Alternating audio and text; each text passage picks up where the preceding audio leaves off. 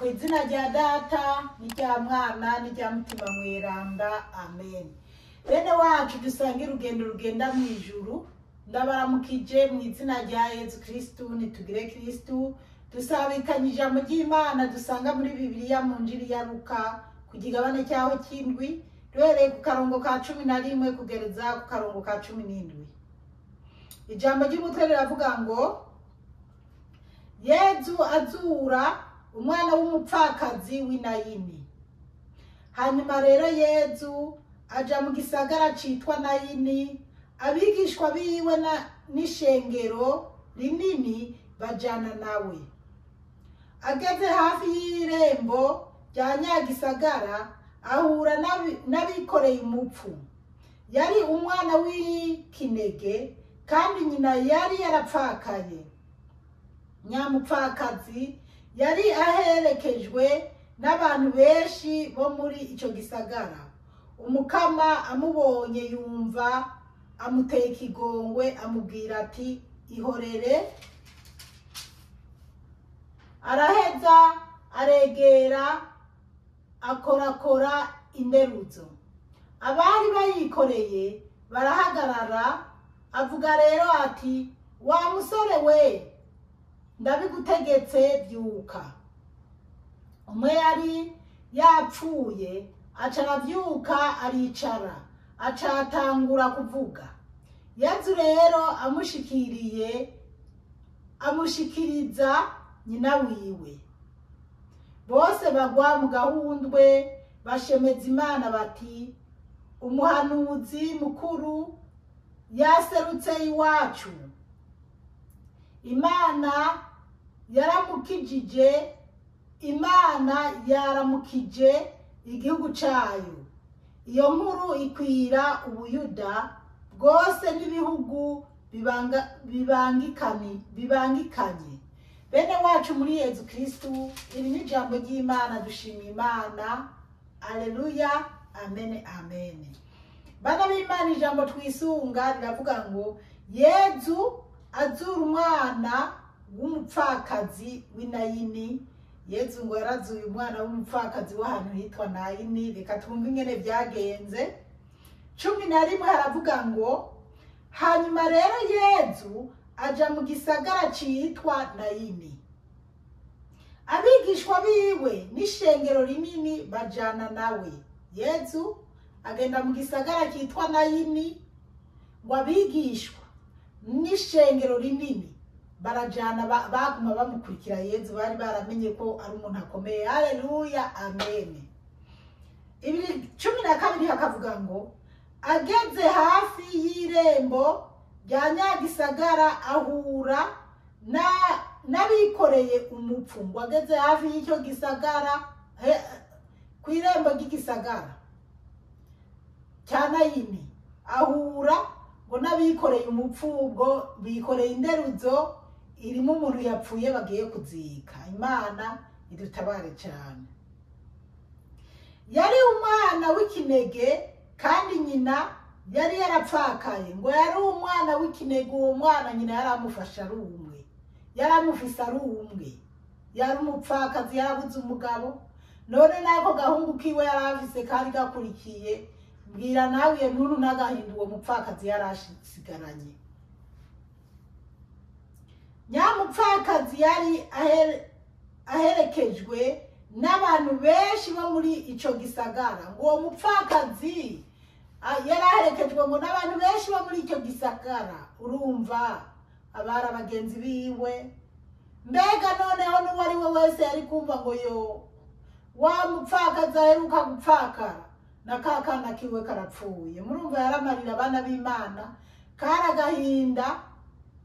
N'utari kubakunda uwo mukecuru yari kumva agahinda, akavuga ati reka ngende kumukubitirako canke mperekeze. 13 umukama amubonye yumva amuteye ikigongwe, amubwira ati yo Yezu wamubonye yumva amuteye ikigongwe. Ngo aramubwiye ijambo, hinge twumva ijambo yamubwiye. Bana b'Imana, Yezu n'umunyakigongwe. Haleluya, Yezu n'umunyakigongwe.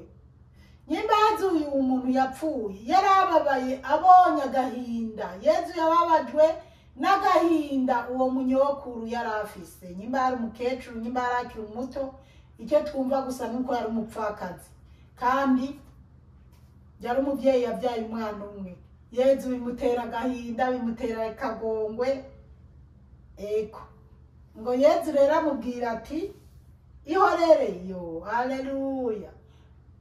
Yezu aramuhoza. Abana b'Imana twegere Yezu azaratwihoreza. Yezu ni mwiza. Hariho igihe urira nawe bikagera aho bimuhagurutsa akaza kuguhoza. Jewe Yezu yaramujeje. Haleluya. Amen. Hari igihe abantu babona ntwenga nezerewe ngo nuko atacyo mbuze canke iki niki. Oya. Haleluya. Amen.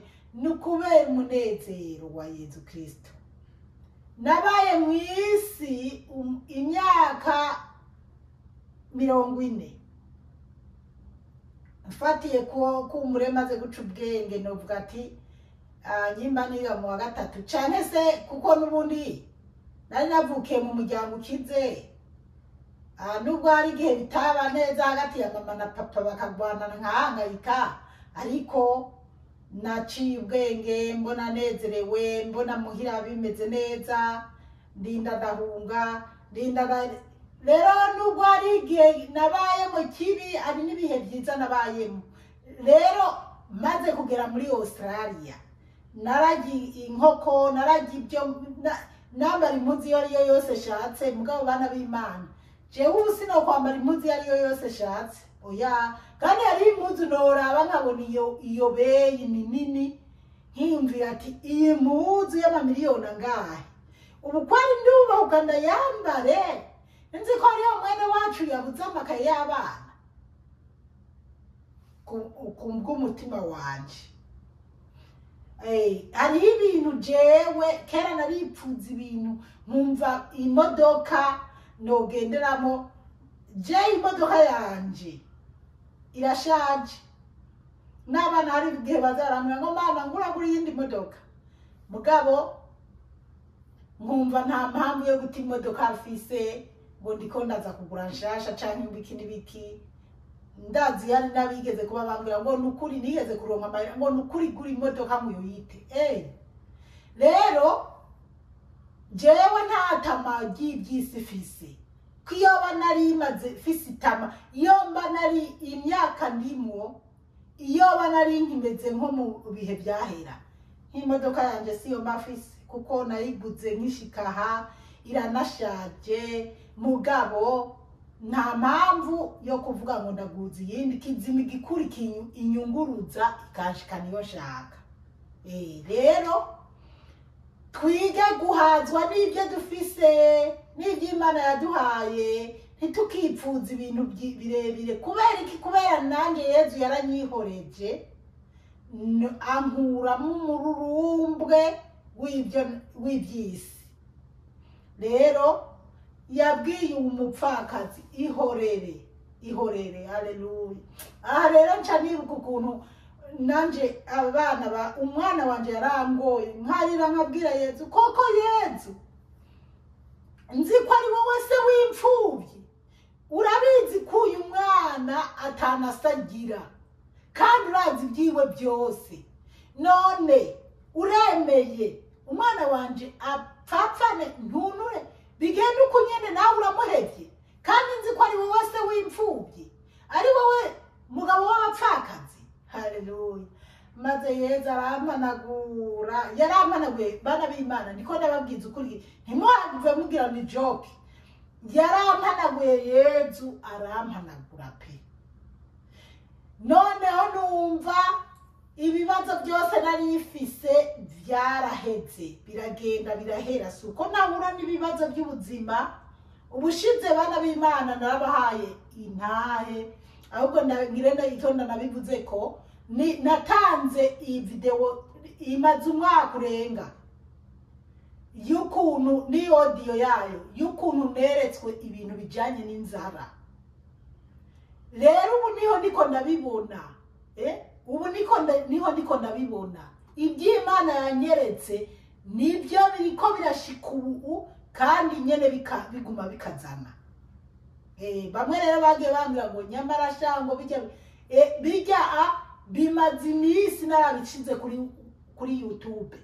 Nabaye bisubizemo kuko ntari narose ntakoze ubundi butumwa, kandi hari igihe biba bikenewe Yezu akansubiza inyuma nkatanga bijya nyene. Rero nubwo rero Yezu aramoza wa mwana wanje, aranamuhindura mugira neza, aba umusore mwiza, aba umwana akunda mama kera yambwira Yesu we, Yezu ni mwiza nahabwa icyubahiro. Rero yabwiye umupfakazi ihorere, Yezu ni mwiza, umwegereye ukamutura ibibazo ufise arakuremurura. Bana b'Imana, nuko audio ndende, hari abantu bamaze iminsi bashingira intahe. Reka tubandane. Araheza aregera akorakora inderuzo.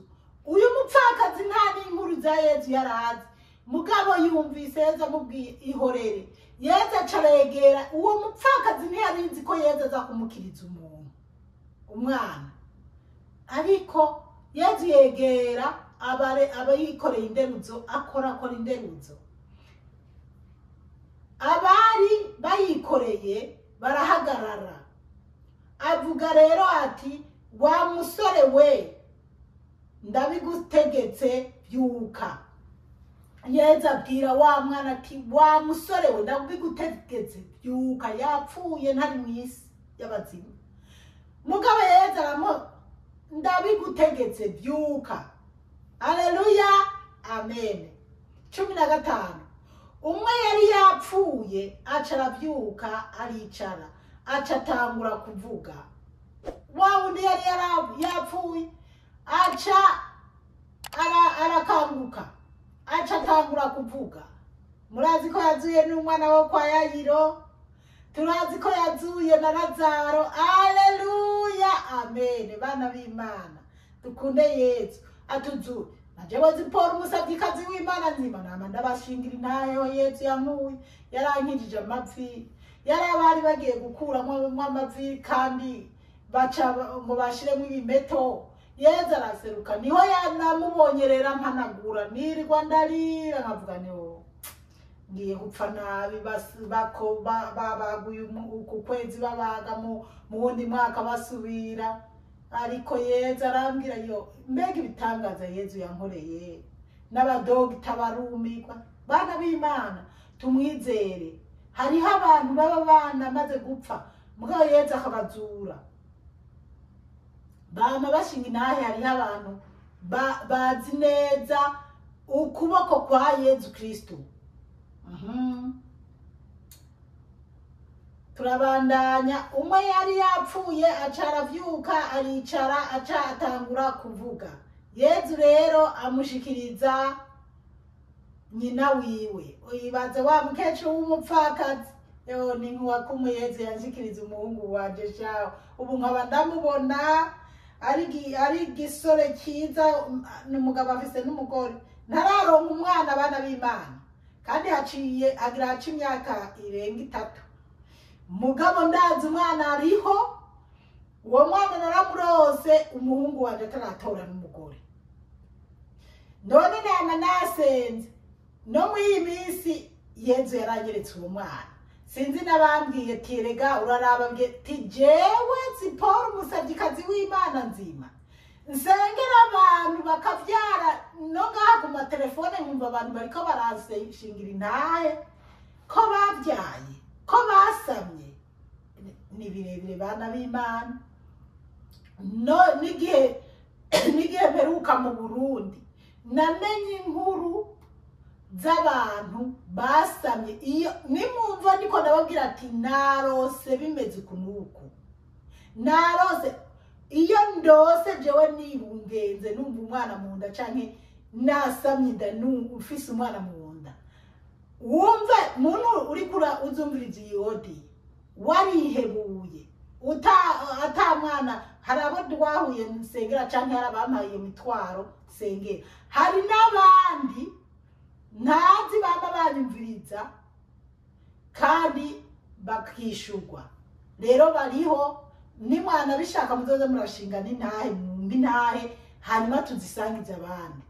Rero na jewe ndazi umwana ariho, Imana umwanya wari wo wose izompa umwuzukuru. Yego ndashaka umwuzukuru n'ukuri nuko.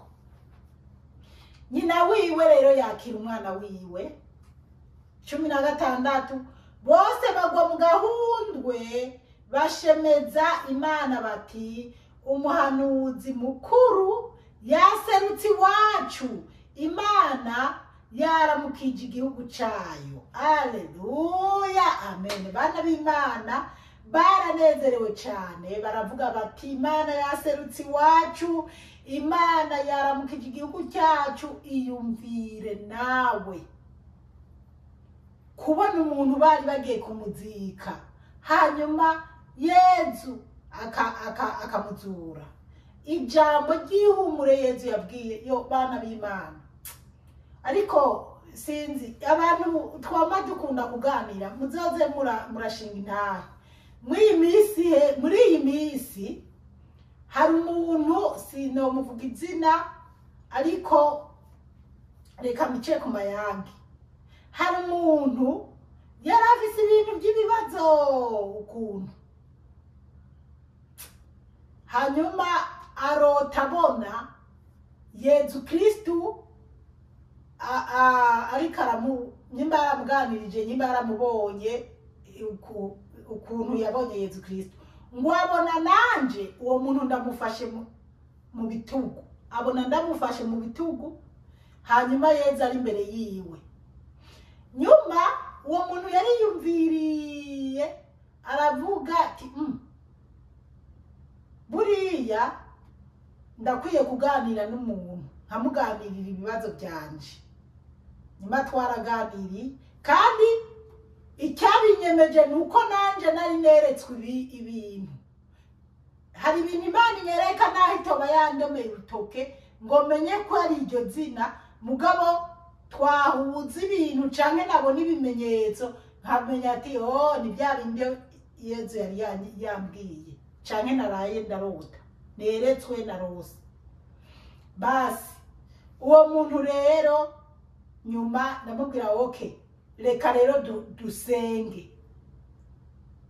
Nawe yaje kumbwira ibyo Yezu kwari uko Yezu yari yamwiyeretse nuko yambonye ndamufashe mu bitugu, ari uko ibyo namusengeye byagenze neza byaciyemo. Canabona rero nanje bya bindi nari neretswe, uwo nawe acaramishurira ibyo onya, canumva bwa bundi ko Yezu ni gitangaza. Haleluya, amen. Nawe uhure na Yezu ufise ibibazo, ugende ubibwire Yezu, Yezu agukorera ibitangaza. Uwo muntu Yezu yeretse nafashe mu bitugu nta bucuti dufitaniye, ntitunazinanye cyane, mugabo kubera yeretswe akambona yaravuze ati uyu mubyeyi, kandi koko nanje naramwakiriye ndamuganiriza hanyuma turasenga. Reka rero tubandane.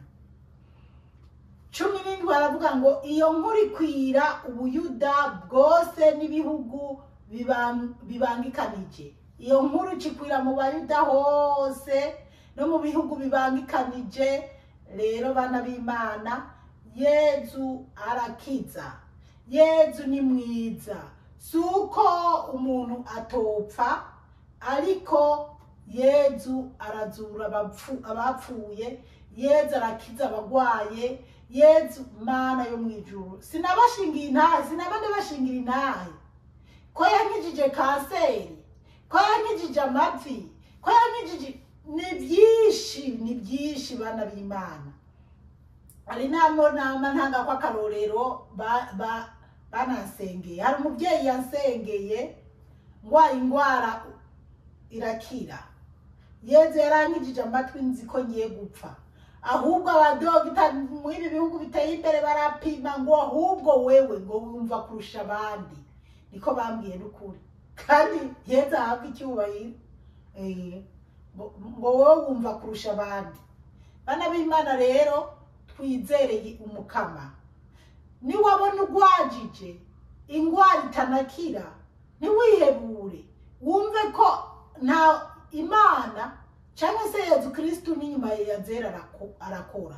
Hanyuma ikindi si uko abagwaye bose twiteguye gukira, oya, no gupfa nabyo ni byiza, tugomba kubibamo tukabyemera, ariko urabe uwo muntu wawe ugwajije cyane wowe ugwaye, mbega ufise umwizero umeze gute?